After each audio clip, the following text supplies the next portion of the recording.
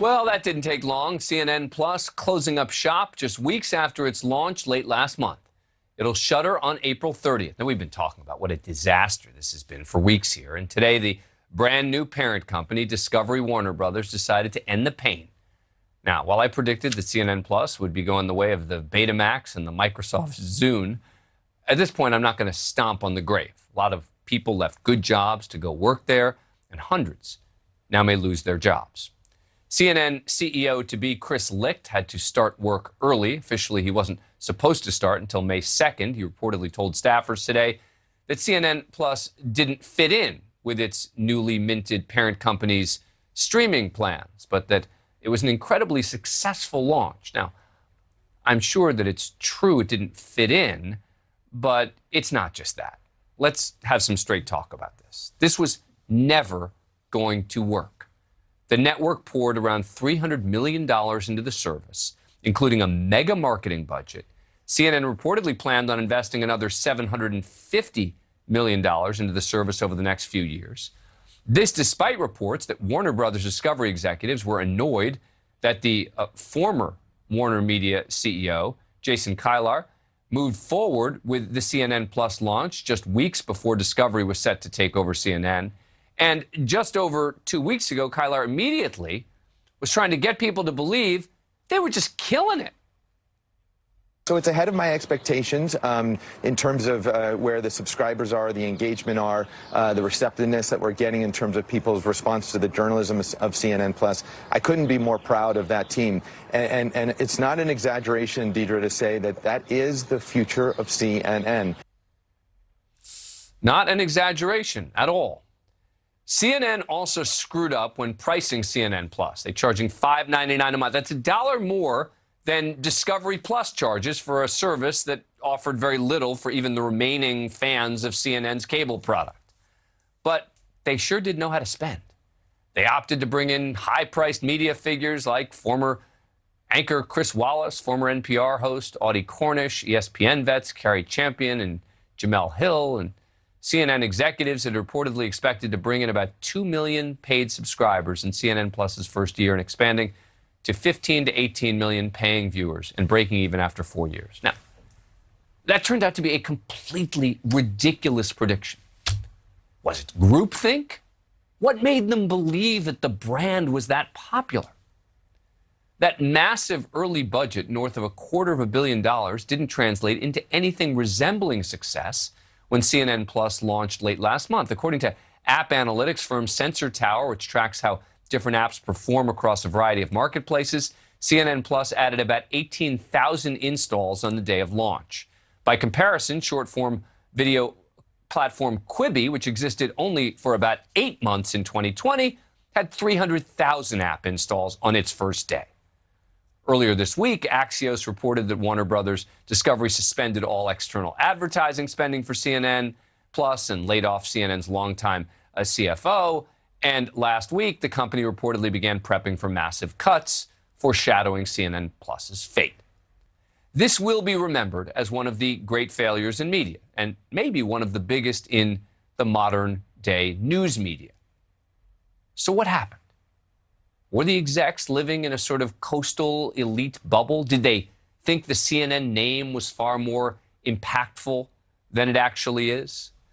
Joining me now is Frank Sesno, the Director of Strategic Initiatives at George Washington University's School of Media and Public Affairs and a former Washington Bureau Chief for CNN. Frank, thank you for coming on this show. Appreciate it. All right, what is your assessment of why these predictions were so wildly off? Somebody wasn't reading the internal memos or being honest about it. I mean, this always defied my sense of who's the audience, who's going to pay for this, how much CNN is out there elsewhere, either for free, the CNN.com, you don't have to pay for that content, or that you're already paying, even though the audience is dwindling in the cable universe, millions get it that way.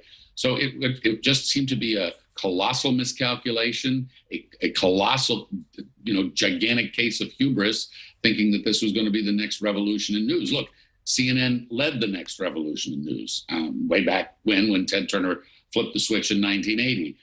You could say that they helped lead the way in the digital digital drift to really grab a huge audience. They have tens of millions of viewers every day who go to CNN.com and various properties. They thought they were going to do this again, anticipating all the cable cutting that's taking place out there. But this was just wildly off the mark. And what really missed here, as you pointed out, was the intent to go ahead with this literally weeks before the company was being handed over to new masters, what is now Discovery, Warner Brothers Discovery. So on so many different levels, it just seemed tone deaf. This may be one of the great, case studies in business school on how to, mismanage a brand and launch a new product. Frank, I was struck in your pre-interview. You are a professional media analyst. You are a former CNNer, and you told my producer that you hadn't even signed up for CNN Plus, and that should be very telling. True confessions, right? I mean, I love CNN. I still love CNN. The coverage that they're doing out of Ukraine is positively heroic. And I've also worked with Discovery. I've worked with Discovery through a channel that they have in Poland, TVN24, which is an all-news channel there, which has been besieged by the government because it's an independent media company. And Discovery has really stood up for the journalism there. And I take my hat and tip my hat to them for that. The question here is, and this is where I think the Discovery connection to TVN is relevant. What they're saying is CNN, what it really needs to do is get back to its core mission, which is journalism. And there have been public statements from the get-go from Licht and others about getting some of the opinion off the air and some of the news back on the air. They think that there's been brand confusion here. And you mentioned Betamax and all that kind of thing. I mean, the case study I think about, this goes way back, is New Coke. Remember New Coke? Yeah. Well, probably not. Sure. But this is a gigantic company, a well-known brand. They introduced a new product, and all it did was confuse the audience. And it was rejected by the audience. I think Discovery was looking at a case of New Coke, new CNN here, and they said, pull the plug quick. Very quickly, Frank, I think CNN's going to have a hard time gaining back the trust of viewers who are, right of center. Even if they claim they're going back to less opinionated stuff, even if they claim they're going back to straight journalism, I think that's going to be a big uphill battle for them to gain back any of the trust of anyone who's even slightly right of center. Real quick thoughts on that? The market has changed. The audience has changed. The challenge will be significant. They've got years of their current track record that they're going to have to work on. But Ukraine and other things over time, I think CNN has a long and proud legacy. And I don't know that they'll ever get back to where they were, Dan. But I think that they don't have Frank Sesno anymore. Sesno's not on the air anymore. So that's the problem. All right, Frank Sesno. Frank Sesno, thank you. Appreciate it.